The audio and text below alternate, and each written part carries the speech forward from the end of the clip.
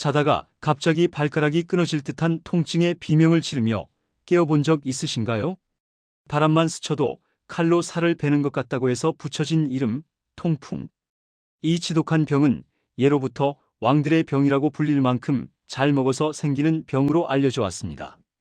그래서 많은 분들이 맥주나 고기만 피하면 안전할 것이라고 믿고 계시죠. 하지만 정말 충격적인 사실은 여러분이 건강을 위해 매일 챙겨 드시던 슈퍼푸드들이 사실은 여러분의 관절 속에 날카로운 유리, 파편 같은 요산 결정을 쌓아 올리는 주범일 수 있다는 점입니다. 몸에 좋다고 믿고 먹었던 음식이 내 몸을 망가뜨리고 있었다면 얼마나 억울하시겠습니까?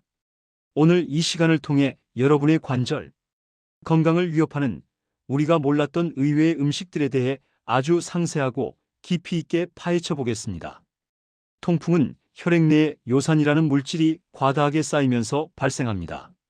요산은 우리가 먹는 음식 속에 들어있는 퓨린이라는 성분이 몸속에서 대사되고 남은 찌꺼기입니다.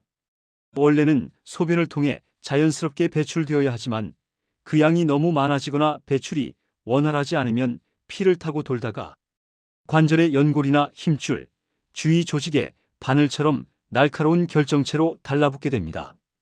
이것이 염증을 일으키고 상상할 수 없는 고통을 유발하는 것이죠. 흔히 맥주와 치킨, 붉은 고기가 나쁘다는 건 상식처럼 알고 계십니다. 하지만 우리가 건강식으로 굳게 믿고 있는 채소와 과일 중에서도 통풍 환자라면 반드시 멀리해야 할 독이 되는 음식들이 숨어 있습니다. 먼저 첫 번째로 주의해야 할 음식은 바로 시금치와 아스파라거스입니다. 아마 의아해하실 분들이 많을 겁니다. 시금치는 뽀빠이의 간식으로 불릴 만큼 영양소가 풍부하고 아스파라거스는 비타민과 미네랄의 보고로 알려져 있으니까요. 하지만 통풍의 관점에서 보면 이야기가 달라집니다. 이 슈퍼푸드 채소들은 일반적인 채소들에 비해 퓨린 함량이 상당히 높은 편에 속합니다. 퓨린은 체내에서 분해되면서 요산을 생성하는데 시금치에 들어있는 특정 성분이 요산 수치를 급격히 끌어올릴 수 있습니다. 물론 육류나 등푸른 생선에 비하면 영향이 덜할 수도 있지만 이미 요산 수치가 높거나 통풍을 앓았던 경험이 있는 분들에게는 이 미세한 차이가 발작의 방아쇠가 될 수 있습니다. 채소라고 해서 무조건 안심하고 과하게 드셨다가는 한밤중에 응급실을 찾는 비극을 맞이할 수 있다는 뜻입니다. 대신 오이나 상추, 브로콜리처럼 퓨린 함량이 현저히 낮은 채소들로 식단을 구성하는 지혜가 필요합니다. 두 번째는 과당이 풍부한 과일들입니다. 사과나 포도, 오렌지 같은 과일은 비타민이 많아 노년층의 건강에 필수적이라고 생각하시죠? 하지만 과일 속에 과당은 통풍 환자에게는 설탕보다 위험할 수 있습니다. 과당은 체내에서 에너지를 만드는 과정인 ATP 대사를 거치는데 이 과정에서 아주 빠르게 요산을 만들어냅니다. 즉, 달콤한 과일을 많이 먹는 것은 몸속의 요산 제조기를 돌리는 것과 같습니다. 특히 주의하셔야 할 것은 과일 주스입니다.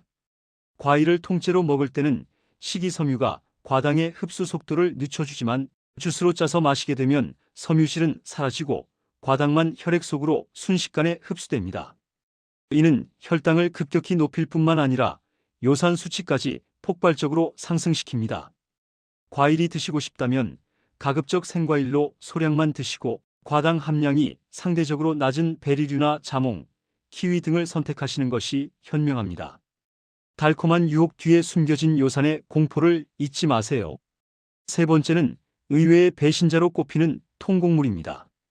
오트밀, 현미, 밀기울 등은 식이섬유가 풍부하고 혈당 조절에 좋다고 해서 많은 분들이 아침 식사 대용으로 드십니다. 하지만 통곡물의 겉껍질 부분에는 퓨린이 의외로 많이 함유되어 있습니다. 정제된 흰쌀보다 통곡물이 몸에 좋다는 것은 일반적인 건강 상식이지만 통풍 환자에게는 이 껍질에 들어있는 퓨린과 단백질 성분이 요산 생성을 자극하는 원인이 됩니다. 매일 아침 건강을 위해 챙겨 먹는 오트밀 한 그릇이 오히려 관절 마디마디에 독을 쌓고 있을 수 있다는 사실 정말 놀랍지 않으신가요? 통풍이 반복적으로 재발하는 분들이라면 당분간은 통곡물보다는 퓨린 함량이 낮은 흰쌀밥이나 옥수수 위주의 식단으로 전환하여 몸 상태를 지켜보는 것이 좋습니다. 건강식이라고 해서 모든 사람에게 다 좋은 것은 아니라는 사실을 꼭 기억하셔야 합니다. 네 번째로 조심해야 할 것은 식물성 단백질의 대표 주자인 콩류입니다.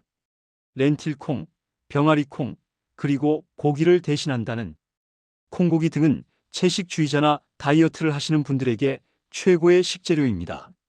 하지만 콩류 기반의 식단은 퓨린 함량이 결코 낮지 않습니다. 특히 콩을 농축해서 만든 식품들은 더욱 주의가 필요합니다. 육류를 피하기 위해 선택한 콩 요리가 오히려 요산 수치를 떨어뜨리지 못하게 방해하는 요소가 될 수 있기 때문입니다. 단백질 섭취는 근육 유지를 위해 노년기에 매우 중요하지만 통풍이 걱정된다면 단백질의 종류를 현명하게 골라야 합니다. 퓨린 걱정이 거의 없는 달걀이나 저지방 유제품 등을 통해 단백질을 보충하는 것이 훨씬 안전합니다. 콩이 무조건 좋다는 생각에서 벗어나 내 몸의 상태에 맞는 단백질원을 찾는 노력이 필요합니다. 그렇다면 우리는 무엇을 먹고 어떻게 관리해야 할까요? 통풍 관리의 핵심은 단순히 음식을 가려 먹는 것을 넘어 몸속의 요산을 원활하게 배출하는 환경을 만드는 것입니다.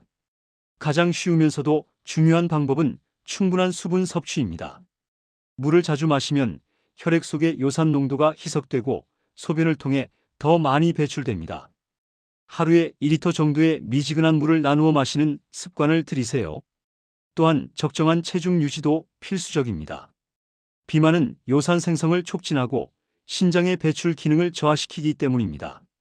하지만 갑격스러운 단식이나 무리한 다이어트는 오히려 혈중 요산 수치를 급격히 높여 통풍 발작을 유발할 수 있으니 천천히 꾸준하게 관리하는 것이 정답입니다. 여러분, 100세 시대에 가장 중요한 것은 내 발로 마음껏 걷고 활동할 수 있는 건강한 관절입니다. 통풍은 한번 발병하면 평생을 관리해야 하는 까다로운 병이지만 우리가 먹는 음식을 정확히 알고 대처한다면 충분히 다스릴 수 있습니다. 오늘 알려드린 시금치, 과당 과일, 통곡물, 콩류 등 의외의 음식들에 주의하시면서 식단을 짜보시기 바랍니다. 남들이 좋다고 하는 슈퍼푸드가 나에게는 독이 될 수 있다는 사실을 잊지 마세요. 내 몸의 신호에 귀를 기울이고 작은 식습관부터 바꿔나간다면 지긋지긋한 통풍의 고통에서 벗어나 활기차고 행복한 노후를 보내실 수 있을 것입니다. 오늘 전해드린 정보가 여러분의 건강한 삶에 큰 도움이 되기를 진심으로 바랍니다. 더 유익하고 알찬 정보로 다시 찾아뵙겠습니다. 영상이 도움이 되셨다면 우리 행복천사 채널 구독과 좋아요 꼭 눌러주시고 주변의 소중한 분들에게도 이 영상을 공유해서 함께 건강을 지키셨으면 좋겠습니다. 여러분의 건강과 행복을 언제나 응원합니다. 시청해주셔서 감사합니다.